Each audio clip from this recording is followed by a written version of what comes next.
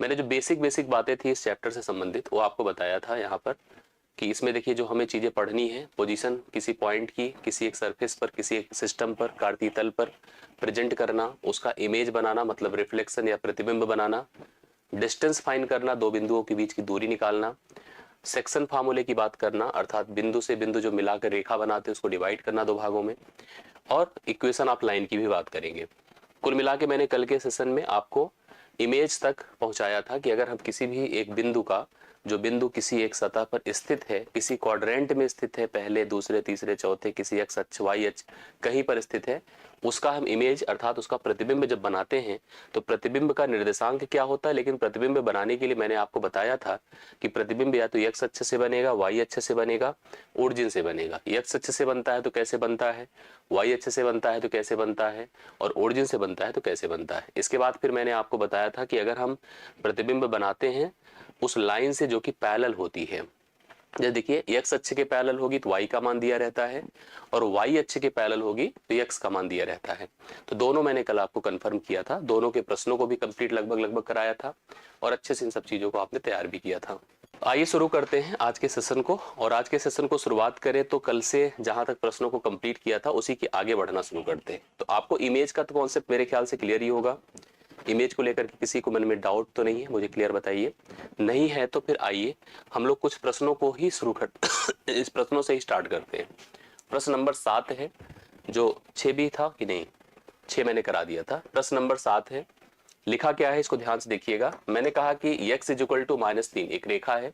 मुझे थोड़ा सा कमेंट करके अपडेट करें, अगर रेखा x इक्वल टू -3 है तो इसे आप किस रेखा या किस अक्ष के समांतर बोलेंगे।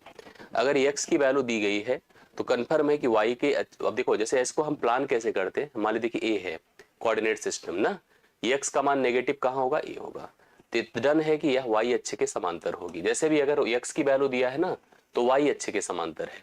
किसके समांतर है, y अक्ष के समांतर। ये सब बातें थोड़ा सा अपडेट कर लेना अपने मन में, y अक्ष के समांतर है। और हमारा जो बिंदु है 4, -3 है। अगर मैं आप लोगों से कमेंट के लिए कहूं कि 4, -3 कहां पर स्थित होगा, किस क्वाड्रेंट में जाएगा, कितने लोग बता सकते हैं। पहला पॉजिटिव है, दूसरा नेगेटिव है। पहले में मतलब आपने जब बनाया था तो पहले में दोनों पॉजिटिव, दूसरे में पहला नेगेटिव दूसरा पॉजिटिव, तीसरे में दोनों नेगेटिव, चौथे में जाता है अर्थात इसकी बात करो तो यह चौथे निर्देशांक में अर्थात 4th क्वाड्रेंट में स्थित है। Correct, yes. अब आप लोग थोड़ा सा इसको समझिए, इसका कोऑर्डिनेट क्या सेट होकर आएगा हमारे सामने जब भी हम कभी, जैसे अगर हम एक बार पोजीशनिंग से थोड़ा सा समझा देते हैं, देन आफ्टर पोजीशनिंग के बाद फिर हम इसके फार्मूले से भी मैंने आपको कंफर्म किया था, कैसे किया था इसको मैं आप थोड़ा सा क्लियर कर दूं। ठीक है, चलिए सबसे पहले आप अपने कोऑर्डिनेट की बात करो। आपका कोऑर्डिनेट देखिए ऐसे प्लान होगा, पूरा का पूरा निर्देशांक हमारा सेट हुआ, मतलब एक हमारा सिस्टम जनरेट हुआ। बिंदु आपका 4, -3, देखो 4 यहाँ ले लो, माइनस यहाँ 3 ले ले, तो ये देखिए पोजीशन इसकी कहां पर हो गई, ए हो गई। 4, -3 है। करेक्ट, कह रहा है इसका जो हमें रिफ्लेक्शन बनाना है, इसका जो हमें बिंब अर्थात प्रतिबिंब जनरेट करना है, वो एक रेखा जो x इक्वल टू -3 कहीं पर यहीं पर होगा -3। इसी रेखा जो कि अगर हम -3 ले रहे हैं, अगर x इक्वल टू हम लोग -3 ले रहे हैं तो कन्फर्म है कि y अक्ष के समांतर है।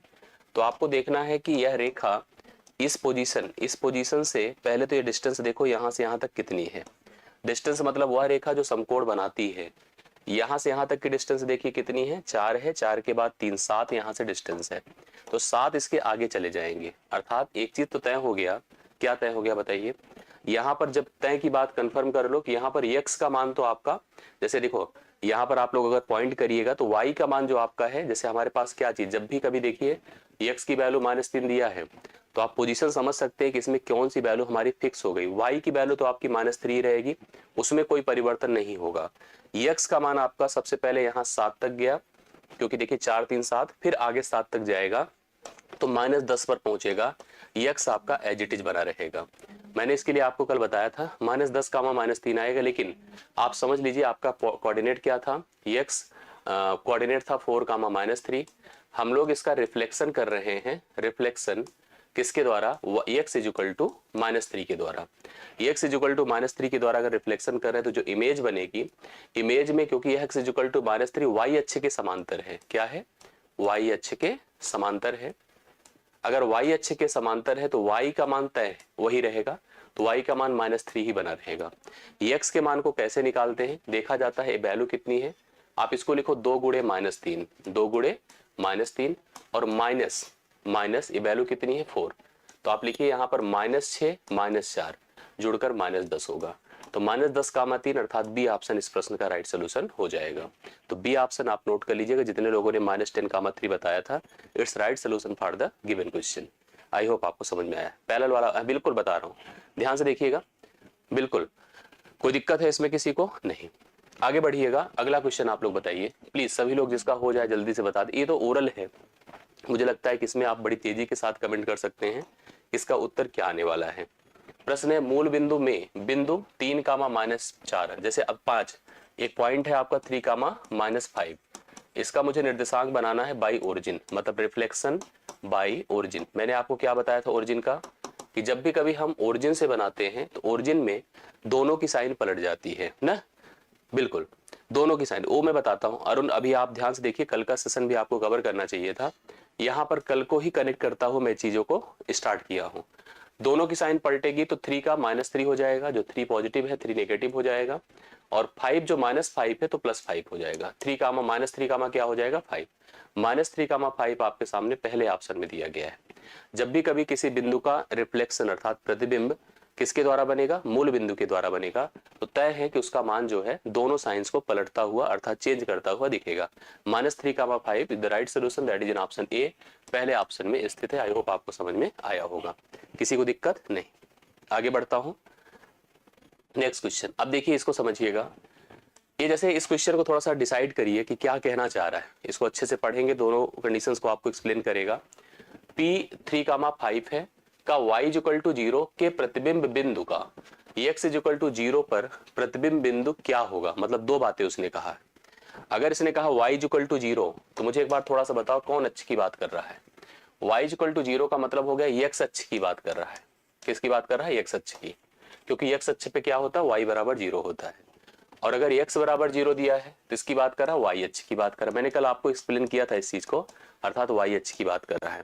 मैंने कहा अभी कोई भी अगर बिंदु है अपना, जैसे बिंदु अपना क्या है P, कितना दिया है 3, 5, मैंने कहा इसको अगर इसका रिफ्लेक्शन हम किसके द्वारा करते हैं, y=0 अर्थात x अक्ष के द्वारा करते हैं। जब भी x अक्ष से रिफ्लेक्शन करते हैं तो x का मान एज इट इज बना रहेगा, x का मान एज इट इज बना रहेगा, लेकिन y का मान साइन पलट देगा, y का मान -3, 5 मतलब -5 हो जाएगा। अब उसका भी रिफ्लेक्शन हमें किसके द्वारा करना है, जो बिंदु अभी बनकर आया है इसका भी रिफ्लेक्शन हमें करना है किसके द्वारा, x=0 अर्थात y अक्ष के द्वारा। जब y अक्ष के द्वारा होगा तो तय है कि y का मान सेम बना रहेगा, लेकिन x का मान साइन चेंज कर देगा, तो दोनों पलट गया कि नहीं। अब अगर आपने नोटिस किया कि यहाँ पर पहले ओरिजिनल हम क्या थे 3, 5 थे, और अभी क्या हो गए -3, -5, तो दोनों चेंज हुआ कि नहीं हुआ। दोनों तब होता है चेंज जब रिफ्लेक्शन किसके द्वारा हो, बाई ओरिजिन हो, अर्थात मूल बिंदु के द्वारा अगर रिफ्लेक्शन होता है तभी जाकर के चीजें जनरेट होती है। तो -3, -5 ऑप्शन नंबर सी इस प्रश्न का राइट सोल्यूशन है।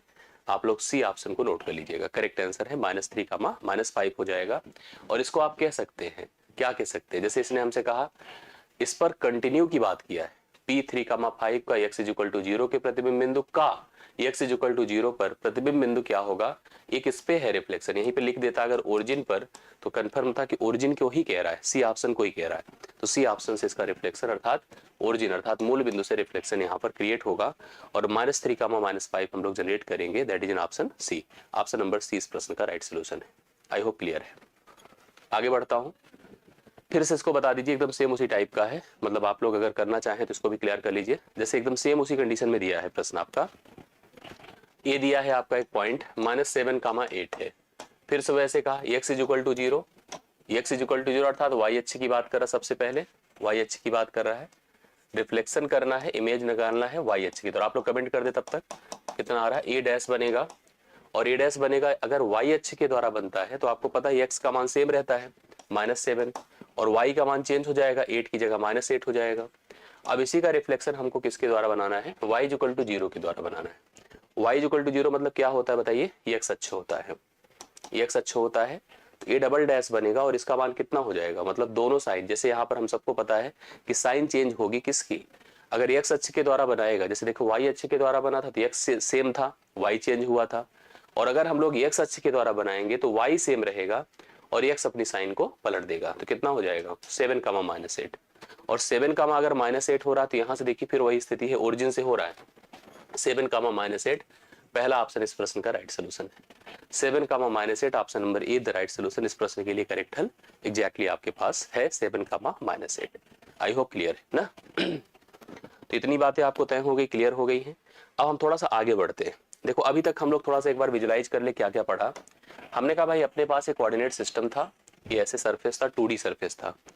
मैंने इसको अक्ष के द्वारा x अक्ष और y अक्ष अर्थात दो लाइन लिया, दोनों रियल नंबर लाइन है, रियल नंबर लाइन जिसको आप लोग पढ़े और मैं आगे बताऊंगा भी आप लोग को।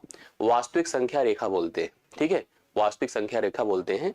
उसके माध्यम से हॉरिजेंटल, क्षैतिज और ऊर्ध्वाधर मतलब वर्टिकल प्रेजेंट किया है इंटरसेक्शन के द्वारा। 4 क्वाड्रेंट बने हैं। 4 क्वाड्रेंट के अलावा भी पोजीशंस अपने पास x अक्ष भी है, y अक्ष भी, इस प्रकार से हमारे पास अलग अलग पोजीशंस हैं। समझ रहे हैं। अभी हमको क्या करना है, मैंने क्या क्या किया, सबसे पहले मैंने बिंदुओं को लाकर यहाँ पर प्लाट किया, प्रदर्शित किया, यहाँ किया, यहाँ किया, यहाँ किया, अलग अलग जगह पर हमने बिंदुओं को प्लाट किया, प्रेजेंट किया। जब बिंदु प्लाट हो गए तो हमने किसी एक बिंदु को लेकर उसकी इमेज प्राप्त करी। क्या प्राप्त करी? इमेज, अर्थात हमने उसका प्रतिबिंब बनाया, प्रतिबिंब बनाया। और प्रतिबिंब बनने के बाद हमने फिर क्या किया कि अब आप एक प्रकार से देखो कि केवल एक ही बिंदु तो प्लाट होगा नहीं, एक से अधिक बिंदु प्लाट होंगे। मान लीजिए यह है एक बिंदु, यह है, 2 बिंदु हो गए। अब इन दोनों बिंदुओं को आप मिलाएं, अगर सपोज करो मान लो यह आपका P था, यह आपका Q था, तो आपसे एक नया प्रश्न बन सकता है, पूछ सकता है कि इन दोनों बिंदुओं के बीच की दूरी क्या होगी। तो अगला जो पार्ट है हमारा वो डिस्टेंस कॉन्सेप्ट पर बेस्ड होता है, मतलब दूरी निकालने पर आधारित होता है। भाई थोड़ा सा दूरी को समझा जाए। अब अगला जो कॉन्सेप्ट है हम लोग का वो है डिस्टेंस कॉन्सेप्ट, ठीक है, डिस्टेंस कॉन्सेप्ट अर्थात दूरी के जितने भी नियम होंगे उसको हम लोग पढ़ते हैं। तो आप लोग ऐसे समझिएगा कि अपना एक कोऑर्डिनेट सिस्टम था, अपना एक कोऑर्डिनेट सिस्टम था, मतलब आप दूरी के सिद्धांत पढ़ रहे हैं, अर्थात दूरी के नियम पढ़ने जा रहे हैं। दूरी के नियम, दूरी के नियम ध्यान से देखिए कैसे है। अपना एक कोऑर्डिनेट सिस्टम है, हाँ ये देखिए, ये x अक्ष है और ये y अक्ष है, करेक्ट। अब x अक्ष और y अक्ष है, हमने कहा 2 बिंदु ले लो कहीं पर। एक P ले लिया हमने, सपोज करिए इसका कोऑर्डिनेट कितना है, अगर हम इसकी बात करें P की, तो इसका कोऑर्डिनेट है, अगर P को देख रहे हैं आप लोग, x1 y1, ठीक है। एक और बिंदु है, मान लीजिए यहाँ पर पहुंच गए, सपोज करिए Q पर, इसका कोऑर्डिनेट है x2 y2, x2 y2 करके कोऑर्डिनेट है, करेक्ट है। आपसे कहा जा रहा है कि इन दोनों बिंदुओं P और Q के बीच की दूरी हमें निकाल कर बताओ कितनी होगी। अभी दूरी देखिए बनती कैसे है, इन दोनों के बीच की दूरी कैसे डेवलप की जाती है। दूरी के लिए सबसे पहले आपको क्या करना चाहिए, जैसे अगर दूरी का मतलब वह लेंथ जो दोनों के बीच समकोण बना है, लेकिन इससे पहले सोचो कि अगर हमें ओरिजिन मूल बिंदु मान रहे हैं तो यहां तक ये x1 बना कैसे, ये x1 कैसे है, क्योंकि ये पोजीशन कहां तक होगी, x1 तक, मतलब 0 से लेकर x1 तक की पोजीशन है, करेक्ट, 0 से लेकर x1 तक है। और अगर हम लोग इसकी बात करें, यहां तक की बात करें, तो ये पोजीशन आपकी यहां से यहां तक कितनी है, x2 की है, करेक्ट है, ये x2 की पोजीशन है। इसके बाद फिर देखिएगा, जैसे अगर हम लोग ऐसे इसको सोच ले, ये वाला पार्ट, यह पॉइंट क्या है पता है, यह पॉइंट आपका यहां से यहां तक लेंथ y1 है, यहां से यहां तक की लेंथ कितनी है, y1 है। और उसी प्रकार से अगर इस वाले लेंथ को ले लें, इस वाले को, तो यह कितना है पता है, y2 है, मतलब यहां तक y2 होगा। ऐसे अगर इसको ड्रॉ कर दे ऐसे ट्रायंगल, तो यहां से यहां तक y2 होगा। दूरी मतलब ये लेंथ है, कौन सी, ये लेंथ है। लेकिन इससे पहले आप ये सोचो तो यह एक समकोण त्रिभुज की तरह बन रहा होगा। कैसा बन रहा है, समकोण त्रिभुज की तरह, यहाँ 90 डिग्री बन रहा होगा। समकोण त्रिभुज के लिए आप जानते हैं पाइथागोरस का नियम लगता है कुछ इस प्रकार से, जैसे अगर मान लो कभी आपने ऐसे समकोण बनाया, 2 रेखाओं को मिला करके 90 डिग्री है, ये लेंथ अगर x है, ये लेंथ y है, तो यह लेंथ कर्ण होती है, हाइपोटेन्यूज कहलाती है। और पाइथागोरस के नियम से अंडर रूट क्या हो जाता है, x² + y² होता है, x² + y² हो जाता है, जो कि आपका डिस्टेंस हो जाता है, अर्थात हम कर्ण भी कह सकते हैं दोनों के लिए। अब आप एक नोटिस करिए कि यहाँ से यहाँ तक की लेंथ कितनी है, x2 है, और यहाँ से यहाँ तक की लेंथ कितनी, x1 है। तो यह लेंथ कितनी हो जाएगी, x2 - x1, मतलब यहाँ से यहाँ तक की लेंथ आपकी x2 - x1 हो गई। उसी प्रकार से ये लेंथ अगर आपको निकालनी है तो पूरी लेंथ है y1 और यह लेंथ है y2, क्या हो गई, y1 - y2, ठीक है, या y2 - y1, डिफरेंस की बात करो। अब आपको जैसे यह लेंथ फाइंड करनी है तो पाइथागोरस के हिसाब से अगर आप इस लेंथ को आधार मान रहे हैं, इसको कर्ण मान रहे हैं, तो पाइथागोरस का नियम क्या करेगा, कहेगा x2 माइनस x1 का होल वर्ग प्लस y2 माइनस y1 या y1 माइनस y2, जो भी आप लिख दो कोई फर्क नहीं है, ठीक है। जैसे अगर रिदम के हिसाब से y2 माइनस y1 का होल वर्ग अर्थात कर्ण ही बन पाएगा। मतलब दो बिंदु, अगर हमने कहा कि एक बिंदु अपना P है जिसका निर्देशांक है x1 y1, ठीक है, और एक बिंदु अपना अगर मान लो Q है जिसका निर्देशांक है क्या, x2 y2। इन दोनों के बीच की जो दूरी है, अगर मान लो यह P है और यह Q है, तो दोनों के बिंदु के बीच की दूरी PQ जो होगी ये under root x2 minus x1 का होल वर्ग होगी प्लस y2 माइनस y1 का होल वर्ग होगी। ये आपकी क्या हो जाएगी, PQ हो जाएगी, जो कि दोनों बिंदुओं के बीच की दूरी कहलाएगी। तो कभी भी अगर दो बिंदु के बीच की दूरी, जैसे एक एग्जाम्पल अगर आप ले लें, मान लीजिए मैंने कहा कि एक सतह पर एक कार्टेशियन सिस्टम पर एक पॉइंट है जिसका कोई निर्देशांक है, जिसका निर्देशांक 2,5 है, और एक दूसरा बिंदु हमारे पास है वो कहीं पर भी स्थित हो, मतलब किसी दूसरे में भी, ऐसा नहीं कि पहले में ही दोनों बिंदु हो। दूसरा एक निर्देशांक अपने पास मान लीजिए यहाँ पर एक P था, दूसरा Q था, जो कि 1,4 है। आपसे कहा जाए, कोई कहे कि हम बताओ PQ का मान क्या होगा, ठीक है, PQ की लेंथ कितनी होगी, तो PQ इज इक्वल टू, आप ऐसे करो, इसे कह दो x1 है y1 है, इसे कह दीजिए x2 है y2 है, तो क्या हो जाएगा अंडर रूट x2 मतलब 1 माइनस 2 का होल वर्ग प्लस 4 माइनस 5 का होल वर्ग, करेक्ट है। क्या हो गया, -1 का होल वर्ग प्लस -1 का होल वर्ग, क्या हो जाएगा अंडर रूट 1 प्लस 1 मतलब √2 यूनिट हो जाएगा। अगर आप लोग यहाँ से यहाँ की यूनिट लेंथ निकालना चाहते हैं, डिस्टेंस निकालना चाहते हैं, √2 यूनिट हो जाएगा। समझ रहे हैं। अभी पहले इसको आप लोग ध्यान दीजिएगा, ये चीज कंफर्म हो गई ना, यस। थोड़ा सा रोशन के हिसाब से हम पिछले क्वेश्चन को देख लें। रोशन का कहना है कि पिछला क्वेश्चन मतलब इसके पहले हमने क्या क्वेश्चन किया था, ए किया था, इसको आप लिख दे 10वां नंबर। जैसे अगर आप में से किसी ने किया होगा तो इसका उत्तर बता दो हमें कितना है। प्रश्न क्या था, a -7 8 का x बराबर 0, x बराबर 0 मतलब क्या होता है, YH होता है ना, ठीक है, YH, ठीक है, के प्रतिबिंब बिंदु का, जैसे इससे पहले वाला अपना क्या था, y बराबर, अच्छा यहाँ पर a चेंज हुआ है, ओहो।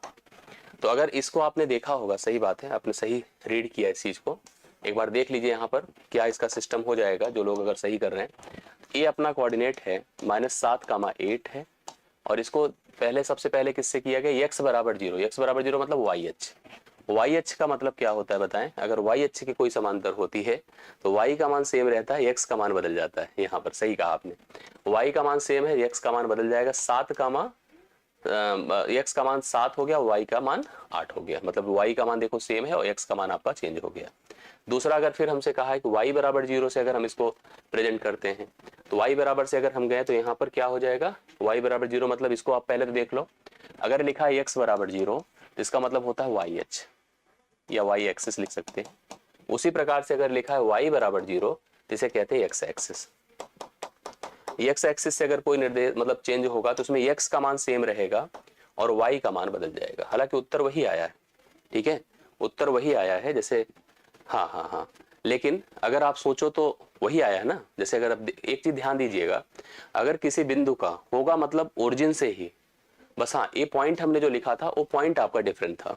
बाकी अगर आप नोटिस करो, x बराबर 0 मतलब y अक्ष से अगर हम यहाँ पर इसका रिफ्लेक्शन कर रहे हैं तो y अक्ष में क्या होगा, आपका x बदल जाएगा, y सेम रहेगा। अगर y अक्ष से रिफ्लेक्शन होगा, x अक्ष से रिफ्लेक्शन होगा तो x सेम रहेगा, y बदल जाएगा। लेकिन देखो तो यहाँ पर रिजल्ट फाइनली वही बनकर आया था, अर्थात इसका रिफ्लेक्शन किससे माना जाएगा, ओरिजिन से। मतलब अगर कभी आपको कोई बिंदु दिया है, वह बिंदु का रिफ्लेक्शन आप एक बार x अक्ष से करो, एक बार y अक्ष से करो, तो तय है कि उसका जो फाइनल रिफ्लेक्शन होगा किससे माना जाएगा, ओरिजिन से माना जाएगा। ये चीज आपके सामने बनकर आती है। क्लियर है, आई होप आपको समझ में आ गया होगा, इसमें कोई दिक्कत नहीं। उत्तर देखो फिलहाल वही था हम लोग का, 7 कामा कितना आ रहा था, -8 ही इस प्रश्न का राइट सोल्यूशन बन रहा था। चलिए बढ़िया था, रोशन ने देखिए कंफर्म कराया था, कोई बात नहीं, हम ध्यान नहीं दिए उधर साइड में, इधर तब तक हम आपको बताना शुरू कर दिए। ये हम लोग क्या डिस्कस कर रहे थे, डिस्टेंस फार्मूला। तो डिस्टेंस फार्मूला मतलब अगर आप दो बिंदु दे रहे हैं तो दो बिंदुओं के बीच की जो यूनिट लेंथ है वो हम कैसे निकालेंगे। एक बात ध्यान देना, x2 माइनस x1 कर दें या x1 माइनस x2 कर दें, बात एक ही होती है, कभी कोई दिक्कत नहीं आती है। इसमें एक चीज और हम लोग को ध्यान देने की जरूरत होती है, डिस्टेंस फ्रॉम द ओरिजिन। ठीक है, distance from origin, distance from origin, अर्थात मूल बिंदु से दूरी क्या होती है। डिस्टेंस फ्रॉम ओरिजिन अर्थात किसी बिंदु की मूल बिंदु से दूरी, मूल बिंदु से दूरी। कोई बिंदु दिया गया, उसकी मूल बिंदु से दूरी देखिए क्या होता है। जैसे आप ऐसे नोटिस करो कि हमारा कोऑर्डिनेट सिस्टम है, ये हमारा कोऑर्डिनेट सिस्टम है, ये एक्स अक्ष है और ये क्या है, वाई अक्ष है। ये अपना ओरिजिन है, ठीक है, ओरिजिन है, जिसको आप क्या कहते हैं, 0 0 कहते हैं, ओ है। अपने पास एक बिंदु है, सपोज करो P, जिसका निर्देशांक है x, y। क्या है, x, y। x कैसे बना, यहाँ पर x रहा होगा तभी x पहुंचे हैं, और ऐसे y पर, यहाँ y था तभी y पर पहुंचे थे। हमें इस ओरिजिन O से इसकी दूरी हमें फाइंड करनी है ना, O से हमें इसकी दूरी फाइंड करनी है, अर्थात OP निकालना है। वही सेम कॉन्सेप्ट है, जैसे इस लेंथ को देखो तो कितना x है, और इस लेंथ को सोचो तो y है। आपको निकालना क्या है, OP, अर्थात एक प्रकार से आपको कोऑर्डिनेट, जो हमारा पाइथागोरस का नियम होता है, उसको ही जस्ट हम फॉलो कर रहे हैं। मतलब यहाँ समकोण है, इसको लिख सकते हैं आप समकोण के हिसाब से, कर्ण है तो x वर्ग प्लस क्या हो जाएगा, y वर्ग। अर्थात हम कह सकते हैं कि मूल बिंदु जब कभी आपको दिया हो से किसी बिंदु x, y की दूरी क्या होगी पता है, अंडर रूट x वर्ग प्लस y वर्ग होगी, x वर्ग प्लस y वर्ग होगी। मूल बिंदु से किसी बिंदु की दूरी यहाँ पर यस, हाँ यस। चलिए समझ रहे हैं आप लोग, क्लियर हो गया। हाँ, तो under root x square plus y square. जैसे मान लो कभी हमने आपसे कहा कि हमारे पास एक बिंदु 5,4 है, इस 5,4 की अगर एग्जाम्पल में देखें, इस 5,4 की मूल बिंदु से दूरी क्या होगी, मूल बिंदु से दूरी क्या होगी, तो आप कितना बताएंगे, d equal to under root, सीधा लिख दो 5 का वर्ग प्लस 4 का वर्ग। तो 5 का वर्ग क्या होता है 25, और 4 का वर्ग होता है 16, तो 16 25 कितना हो जाएगा बताइए, 41, रूट 41 हो जाएगा यूनिट में, ठीक है। 5 का वर्ग 25 होता है, 4 का वर्ग 16 होता है, तो 25 16 कितना हो जाएगा 41, 25 10 35 से 41, रूट 41 यूनिट यहाँ पर इसका सही वैल्यू हो जाएगा, आंसर हो जाएगा। आइए कुछ प्रश्नों को हल किया जाए, थोड़ा सा कमेंट करिएगा आप लोग, ध्यान से देखिएगा और बताइए। इस कॉन्सेप्ट को देखिए, 11 नंबर देखिए कौन कौन बता पा रहे हैं, फटाफट सब लोग कमेंट करिए। बिंदु a 5,3 है तथा बिंदु 2,-1 है के बीच की न्यूनतम दूरी ज्ञात करो। अपने पास एक बिंदु a है जिसका निर्देशांक है 5,3 है, और एक बिंदु अपने पास क्या है बताइए, b है जिसका निर्देशांक 2,-1 है। के बीच की न्यूनतम दूरी हमको फाइंड करनी है, अर्थात AB निकालना है। क्या निकालना है, AB। तो AB इक्वल टू देखो कितना हो जाएगा, अंडर रूट, जैसे इसको आप x1 कह दो, इसे y1, इसे आप x2 कह दो, इसे आप y2, x1 y1 x2 और y2। तो क्या लिख सकते हैं पता है, रूल के हिसाब से, ध्यान से मेरी बात को समझिएगा, रूल के हिसाब से क्या लिखेंगे, x2 माइनस x1 का होल वर्ग, 2 माइनस 5 का होल वर्ग, प्लस -1 y2 माइनस y1, -1 -3 का होल वर्ग। एक बात ध्यान दीजिएगा, चाहे x2 माइनस x1 बोलो, चाहे x1 माइनस x2 बोलो, बात एक ही है। y2 माइनस y1 बोलिए, चाहे y1 माइनस y2, बात एक ही है, उसमें कोई दिक्कत नहीं होती, क्योंकि जब डिफरेंस होगा, डिफरेंस चाहे पॉजिटिव आए चाहे नेगेटिव आए, वर्ग हमेशा धनात्मक होता है, वर्ग में कभी कोई चेंज नहीं होता है। 2,-5 है तो -3 का वर्ग हुआ, और यहाँ पर -4 का वर्ग हुआ। नेगेटिव का भी वर्ग पॉजिटिव ही होता है, अर्थात यह आपका 9 हो गया, यह 16 हुआ, 16 9 25 होता है, रूट 25 का मतलब 5 यूनिट हो गया, ठीक है, 5 इकाई। पहला ऑप्शन इस प्रश्न का हल है, ठीक। तो 5 इकाई इस प्रश्न का राइट सोल्यूशन है, आप लोग देख लीजिएगा, कंफर्म सोल्यूशन आपके सामने है जी। क्लियर हो गया 5, डायग्राम से आ रहा है समझ ना, हाँ गुड। चलिए डायग्राम से भी आप इसको डिसाइड ऐसे कर सकते थे, प्लॉट कर सकते थे, आपको कंफर्म हो जाता। जैसे आप देखो कहाँ पे होगा 5,3, 5,3 मान लो यहाँ 5 है, यहाँ पर 3 है, तो यह आपकी पोजीशन हो गई 5,3 की। और दूसरा क्या है, 2,-1 है, x पर 2 है और -1 यहाँ पर है, तो ऐसे भी डिस्टेंस आप बता सकते थे, ठीक है। चलिए अगला क्वेश्चन देखिएगा, बिंदु -1,2 है तथा 2,3 है, कार्तीय तल में स्थित बिंदु हो तो रेखाखंड PQ की लंबाई हमको बताना। सेम वही क्वेश्चन है आपके सामने, देखिए जो दो बिंदु दिए गए हैं, आप इसमें से एक को x1 y1 कह दीजिए, दूसरा x2 और y2 कह दीजिए।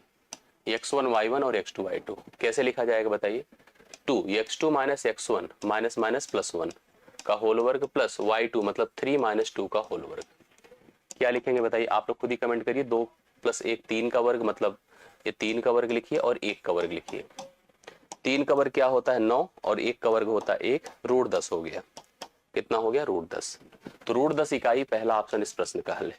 रूट 10 इकाई पहला ऑप्शन इस प्रश्न का हल है। जो लोग हमें बताए हैं पहला ऑप्शन 12 नंबर क्वेश्चन का, उनका राइट सोल्यूशन आपका कितना होगा रूट 10 इकाई, that is the right solution. Yes, सही उत्तर है ना। तो एक प्रकार से दूरी निकालना दो बिंदुओं के बीच की और मूल बिंदु से, दोनों बातें आपको आई होप समझ में आ रही होंगी, इसमें कोई दिक्कत किसी को नहीं हो। अब जैसे देखिए ऐसे भी प्रश्न बन जाता है डिस्टेंस पर है अगर हम लोग हैं, तो डिस्टेंस ध्यान दीजिएगा कैसे हम लोग डिसाइड करते हैं। अपने पास एक बिंदु है 11,5 और एक है k,0 कह रहा इनके बीच की दूरी दे रखा है, दूरी दे रखा है और वह दूरी कितनी है 13 है। यहाँ पर एक बड़ा इंटरेस्टिंग फैक्ट होता है जब कोऑर्डिनेट सिस्टम पर हम होते हैं। मैं अगर कोई एक पोजीशन हूं और किसी अनदर पोजीशन से बात करूं तो मेरी दूरी अगर कुछ है, मेरी दूरी वहां से भी 13 हो सकती है और किसी और जगह से भी 13 हो सकती है। जैसे मान लो मैं किसी पोजीशन पर बैठा हूं तो जरूरी नहीं कि एक ही जगह से हम लोग की दूरी 13 हो, मतलब 11,5 ये तो चलो फिक्स है। ये जो k,0 है, तो k,0 के बारे में अगर मैं आप लोगों से एक शब्द पूछूं तो इसके बारे में आप क्या कहोगे। यह दरअसल ये जो बिंदु है जहां से है ये कहां पर है पता है, इसको तो देखने समझ में आ रहा है फर्स्ट क्वाड्रेंट में है। जैसे अगर हम पोजीशनिंग की बात करें, हम लोगों ने स्टार्टिंग में डिस्कस किया, ये कहां पर है बताइए फर्स्ट में है। ये कहां पर है, जो सेकंड है वो कहां पर है। दरअसल इसको कोई बताएगा तो कहेगा सर ये एक्स अक्ष पर है। किस पर है, ये एक्स अक्ष पर है। कन्फर्म है ना, क्योंकि x का मान जब होता है और y का मान 0 होता है तो तय है कि वह बिंदु x अक्ष पर स्थित होता है। क्लियर। इन दोनों के बीच की दूरी कितना दे रखा है 13। अब आप देखो, चलिए निकालते हैं, सोल्यूशन करते हैं कि हम अगर जैसे उन बिंदुओं की बात करें तो हम कैसे निकाल पाए। इसे x1 कहते हैं, इसे y1 कहते हैं, इसे x2 कहिए, इसे y2 कहिए। तो रूल के हिसाब से डिस्टेंस मतलब आपको दे रखा है ऑलरेडी, तो distance is equal to under root, मतलब डिस्टेंस मतलब AB is equal to under root k minus 11 x2 minus x1 k minus 11 का होल वर्ग प्लस 0 माइनस 5 का होल वर्ग। अभी देखो d की जगह रखो 13, कितना रख दीजिए 13 है लेंथ ना, बराबर कितना है बताइए रूट k माइनस 11 का होल वर्ग और प्लस 5 का वर्ग, सीधा सीधा लिख सकते हो 25 लिख सकते हो, कोई दिक्कत नहीं। दोनों पक्षों का वर्ग कर दें, यह मान हो जाएगा 169, इससे रूट इसका खत्म हो जाएगा, सीधा लिख सकते हैं k माइनस 11 का होल वर्ग प्लस आपका 25 हो गया। करेक्ट है। अब हम क्या लिख सकते हैं बताइए, 25 अगर उधर ट्रांसफर कर दें तो 25 घटेगा तो लिखा जा सकता है क्या, k माइनस 11 का होल वर्ग बराबर 25 निकलेगा तो 144 होगा। तो k माइनस 11 कितना हो जाएगा बताइए, अंडर रूट 144 होगा। तो अंडर रूट का जो मान अर्थात वर्गमूल जो आता है वो 2 होता है, या तो जैसे हम लोग जनरली मानते हैं कि 12 होता है, नहीं तो 12 भी होता है और माइनस 12 भी होता है, मतलब दोनों लिख सकते हैं आप लोग, प्लस 12 भी लिख सकते हैं माइनस 12 भी लिख सकते हैं। अगर हम प्लस 12 लेंगे तो k का मान कितना हो जाएगा पता है 11 प्लस 22, ये 3 कर दीजिए 3 कर दीजिए। और अगर हम माइनस 12 लेते हैं तो माइनस 12 प्लस क्या कर दीजिए माइनस 12 प्लस 11, क्या हो जाएगा -1। मतलब एक प्रकार से जो अपनी k की वैल्यू होगी वो आपकी 33 भी हो सकती है -1 भी हो सकती है।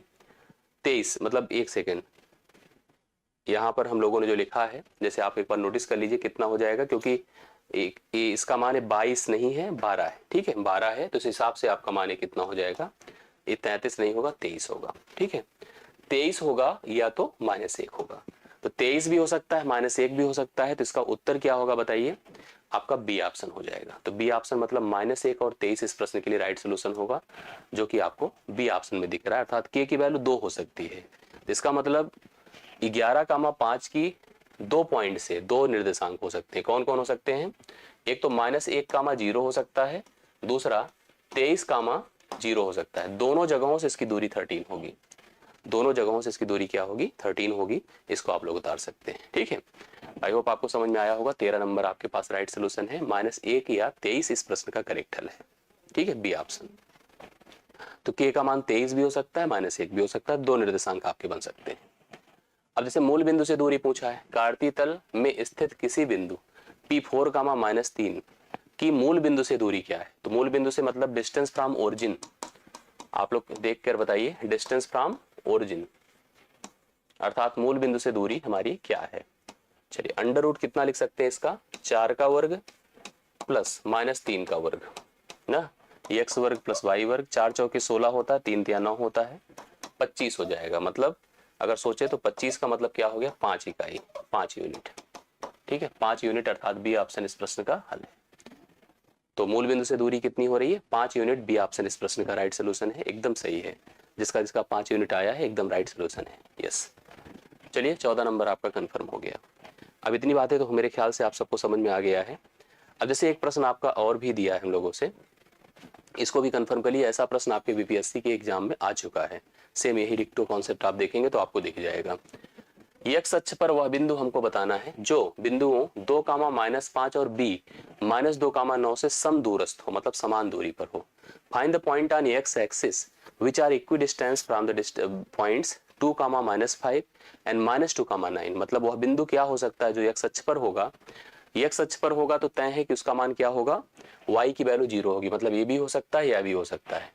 एक्स अक्ष पर वह बिंदु जो बिंदुओं a 2, -5 और b -2, 9 से क्या हो, सम दूरस्थ हो, समान दूरी पर हो। चलिए इसको थोड़ा सा हम प्लान करते हैं। दो तरीके से इसको डिसाइड कर सकते हैं। ऑप्शन से भी जाके कर सकते हैं, समीकरण से भी कर सकते हैं। समीकरण से पहले जाने के लिए आप सबको पता होना चाहिए, अगर कोई बिंदु x अक्ष पर है तो x का मान होता है, y का मान 0 होता है। ये तय है, इसमें कोई दिक्कत की बात नहीं है। अब आपको दो बिंदु दिए हैं। एक बिंदु क्या है 2, जैसे a वाला जो पॉइंट है वो कितना दिया है 2, -5, 2, -5। और जो b वाला दिया है वो कितना दिया है -2, 9।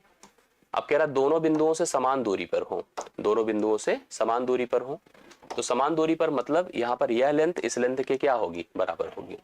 अगर मान लो इस डिस्टेंस को आपने x मान लिया, p मान लिया, जो भी मान लिया, तो मेरा कहना है PA बराबर क्या होना चाहिए, PB होना चाहिए। डिस्टेंस निकालना हम लोग को आता है। अगर आप इसको जैसे अगर सोच लें कि अगर हम इसके हिसाब से चलें तो डिस्टेंस मतलब PA तो क्या होगा, x -2 का होल वर्ग प्लस 0 -5 मतलब +5 का होल वर्ग बराबर होगा x +2 का होल वर्ग, x +2 का होल वर्ग और 0 -9 मतलब 9 का -9 का होल वर्ग। दोनों पक्षों का वर्ग खत्म हो जाएगा। x -2 का होल वर्ग हो गया प्लस 25 हो गया बराबर x +2 का होल वर्ग हो गया प्लस 81 हो गया। करेक्ट है। अगर हम दोनों का क्या कर दें, जैसे हम क्या कर सकते हैं, वर्ग मतलब स्क्वायरिंग कर दे दोनों पक्षों की, आप देखिएगा तो कंफर्म हो जाएगा। इसको लिख सकते हैं x² प्लस मतलब a - b का होल वर्ग प्लस 4 - 2 दूना 4x प्लस 25 कर दिया बराबर x वर्ग प्लस 4 माइनस कितना हो जाएगा 2 प्लस क्या हो जाएगा 2 दूना 4x बराबर प्लस 81 है। देखिए बहुत कुछ कंफर्म और कैंसिल हो जाएगा। जैसे x वर्ग से 4 से खत्म हो गया।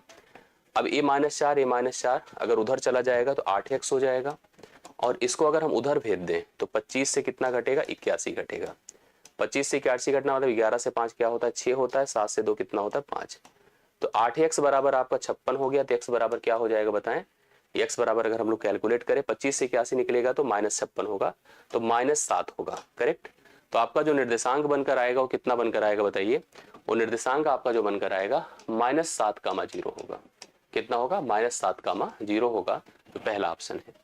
अब यहां से जैसे अगर हम इसको पूरा ना करके समीकरण ना बना करके हम ऑप्शन को चेक भी कर सकते थे, रख करके डिसाइड करके डिस्टेंस निकाल करके भी हम लोग यहाँ पर बिल्कुल कर सकते थे। मतलब हमको x अक्ष पर एक ऐसा बिंदु चाहिए था जो बिंदु दोनों स्थान अर्थात a 2, -5 और b -2, 9 से क्या हो समदूरस्थ हो। ठीक है, समदूरस्थ हो, वहां से हम लोग यहाँ पर इसको समझ सकते हैं। आप लोग इसको ध्यान से देखिएगा तो क्लियर हो जाएगा। मुझे लगता है कि आपको क्लियर समझ में आ गया होगा कैसे करना था, क्या पॉइंट था, क्या कॉन्सेप्ट था। आई होप आपको क्लियर समझ में आया होगा। ठीक, चलिए अब इसके बाद का जो सिस्टम है उसको आप लोग समझिएगा। उसके बाद की बातें मैं फिर से बताने जा रहा हूं, इसको ध्यान से देखिए। जैसे हमने कहा कि अपना एक कोऑर्डिनेट सिस्टम है, मेरी बात को आप बहुत ध्यान समझिएगा। हमने क्या किया, अभी तक किसी एक बिंदु को निर्देशित किया, उसकी इमेज फाइंड करी, दो बिंदुओं के बीच की दूरी निकाली, इतना काम हम लोगों ने कर लिया है। अभी हम लोग को अगला जो काम करने का है वो ये है कि जैसे मान लो अगर हमने एक बिंदु A लिया, इसका निर्देशांक है x1 और y1। एक बिंदु A लिया, इसका भी निर्देशांक है x2 y2। ठीक है, ये x1 y1 था, ये x2 y2 था। दोनों को ऐसे मिला दिया। मिला देने के बाद हमने क्या किया कि अगर हमको इसको बांटना हो, इसका डिस्ट्रीब्यूशन करना हो, बंटवारा करना हो, तो बांटने का सेंस हमारे दिमाग में ही आता है कि हम दो बराबर बराबर भागों में बांट दे। एक रेखा है 20 से डिवाइड कर दे। बराबर बराबर भागों में बांटना ही बांटना नहीं होता है, बांटना हमेशा अनुपात निर्धारित होना चाहिए। ठीक है, बांटना हमेशा क्या होना चाहिए, अनुपात निर्धारित होना चाहिए। तो यह डिस्ट्रीब्यूशन अनुपात ओरिएंटेड होगा तब ज्यादा परफेक्ट और अच्छा होगा। ठीक है, तब ज्यादा परफेक्ट और अच्छा होगा। तो ये जो कॉन्सेप्ट है वो सेक्शन फार्मूले का है। किसका है, सेक्शन फार्मूले का, सेक्शन फार्मूले का है। अर्थात इसको हम विभाजन के नियम कह सकते हैं। मतलब किसी एक बिंदु से दूसरे बिंदु को मिलाने से जो रेखा प्राप्त होती है उसके विभाजन का नियम हम कह सकते हैं, विभाजन का नियम कहते हैं। अब विभाजन का नियम देखिए कैसे जनरेट होता है, आप मेरी बात को बहुत ध्यान समझिएगा। और इसी चीज को हम लोग यहाँ पर पॉइंट मान करके एक सेशन इसका बहुत शानदार सा हम इसको करने चल रहे हैं। इसको आप बहुत अच्छे से क्लियर करिए। विभाजन किसी एक रेखा का, पहली चीज तो रेखा समझिए ए है, रेखा ए है, आपका एक पॉइंट है P(x1, y1) और एक दूसरा पॉइंट है x2, y2, x2, y2 अर्थात x1, y1 है, दूसरा x2, y2 है। अब इसका हम डिस्ट्रीब्यूशन करें तो विभाजन के लिए हमें एक अनुपात चाहिए। क्या विभाजन हमेशा किस पर आधारित होगा पता है, अनुपात पर। अनुपात हमने ले लिया m अनुपात n, कितना ले लिया, m अनुपात n में हम इसको डिवाइड करेंगे। अब यह जो अनुपात होगा, जैसे कभी आपने सर्कल पढ़ा होगा, याद होगा आप लोगों को, जब एक सर्कल होता था, सर्कल में दो जीवाएं एक दूसरे को आंतरिक प्रतिच्छेद करती थी या दो जीवाएं सर्कल में बाह्यता प्रतिच्छेद करती थी, ऐसे। तो इसका जो डिस्ट्रीब्यूशन होता था वो कुछ लगभग इसी प्रकार से होता है कि आंतरिक डिवाइड करना और बाह्यता डिवाइड करना। तो ऐसे विभाजन भी यहाँ पर या तो आंतरिक होगा या तो बाह्य होगा। आंतरिक विभाजन होगा जैसे हम बीच में एक पॉइंट लेकर के इसको डिस्ट्रीब्यूट करेंगे, या इमेजिन करके एक ऐसे पॉइंट को बाहर हम कंसीडर करेंगे जिससे यह लाइन दो भागों में डिस्ट्रीब्यूट हो जाएगी, दो पार्ट्स में, या एक ऐसा पॉइंट होगा जो बीच में होगा जिसे मध्य बिंदु का विभाजन कहते हैं। मतलब विभाजन तीन प्रकार से होगा, एक इंटरनल होगा, एक इंटरनल होगा जिसे आंतरिक कहेंगे। और मैं आपको स्पष्ट कर दूं आंतरिक कब होगा ना, आंतरिक कब होगा वो भी जान लीजिए आप लोग। आंतरिक तब होगा जब यह जो अनुपात यम अनुपात n है, यम अनुपात n, अगर इसको हम भिन्न बना दे, m/n कर दें, और अगर लेस देन 1 हो, मतलब अगर यम का मान n से छोटा हो, तो आंतरिक विभाजन यहाँ पर जनरेट होगा। इसी समय अगला एक विभाजन होता है एक्सटर्नल, हाँ एक्सटर्नल, जिसे हम कहते हैं बाह्य विभाजन। बाह्य विभाजन का मतलब यम अनुपात n है, और इस समय हम लोग लिखेंगे m/n इज ग्रेटर देन 1, मतलब यम का मान उस समय अगर बड़ा हो n से तो बाह्य विभाजन होता है। एक तीसरा होता है मिड पॉइंट, ठीक है, मिड पॉइंट अर्थात इसे मध्य बिंदु का कहते हैं विभाजन, मध्य बिंदु का। और यह सबसे कॉमन हम लोगों ने स्कूल में भी पढ़ा होगा सारी जगहों पर, मध्य बिंदु का विभाजन होता है। इस समय तब होता है जब m/n इज इक्वल टू 1 हो, अर्थात m बराबर n हो। ऐसे विभाजन को हम लोग क्या कहते हैं, मध्य बिंदु का विभाजन कहते हैं। तीन प्रकार से यहाँ पर विभाजन होता है, आंतरिक होता है, बाह्य होता है और मध्य बिंदु का विभाजन होता है। आप इसको जो है डिटेल से पढ़ना है। तो मैं चाहता हूं कि इस सेशन को और एक अगला जो पार्ट इसका रहे आंतरिक मतलब सेक्शन फार्मूले के बाद वाला, क्योंकि एक दिन में कंक्लूड कर पाना पॉसिबल नहीं है और कुछ कनेक्टिविटी की भी इशू आज मुझे दिख रही है। ये पार्ट और इसके बाद वाला पार्ट अर्थात equation of the straight line, जो हम रेखाएं बनाते हैं इसको समीकरण के रूप में स्पष्ट करें, इन दोनों को मिला करके एक हम सेशन कल करें जिसमें सेक्शन फार्मूला पूरा कवर कराएंगे। ठीक है, सेक्शन फार्मूला जितना हमारे यहाँ पर पूरा होगा और equation of the straight line, ठीक है, इक्वेशन ऑफ स्ट्रेट लाइन, इसको लेकर के कल अपना एक सेशन हम लोग रखते हैं। दोनों हम एक ही सेशन में अच्छे से कवर कर देंगे, वहीं पर कंक्लूड कर देंगे। आज कुछ कनेक्टिविटी की इशू मुझे समझ में आ रही है और आज आप लोग पूरा ना जितना पढ़ा है उसको ही रिकॉल कर लीजिए, रिवाइज कर लीजिएगा। बाकी कल हम लोग आंतरिक विभाजन, बाह्य विभाजन और मध्य बिंदु का विभाजन, साथ में equation of the straight line अर्थात सरल रेखा का समीकरण, उसमें भी परपेंडिकुलरिटी का कॉन्सेप्ट, पैरेललिज्म का कॉन्सेप्ट, सब कुछ हम लोग कंक्लूड करेंगे। ठीक है, तो आज के लिए मेरे ख्याल से इतना ही सही रहेगा। आप इसको रिवाइज कर लीजिए, अच्छे से तैयार कर लीजिएगा। कल हम इसको पूरा एक सेशन बनाकर दोनों पॉइंट को, दोनों कॉन्सेप्ट को एक वीडियो में अच्छे से पूरा फाइंड अप करेंगे। आज इतना ही रखिए आप लोग, ठीक है। कल मुलाकात करते हैं, कल इसके आगे की चीज़ों को हम लोग अच्छे से स्पष्ट करते हैं। बाकी आपको सेशन अच्छे से कंक्लूड करते रहिए, अपनी प्रॉब्लम्स देते रहिए, कोई कंफ्यूजन हो, डाउट हो, बताते रहिए। मैं आपको फिर कमिट करता हूं कि पूरे सेशन को, पूरे एंड तक में जब आपकी एग्जाम ओवर होंगे, आपको खुद ही रिकॉल होगा, रियलाइज होगा कि हमने इस परीक्षा में अच्छा किया। ठीक है, चलिए आज के लिए मेरी तरफ से इतना ही। बहुत बहुत धन्यवाद, मुलाकात कल होगी। थैंक यू सो मच, धन्यवाद।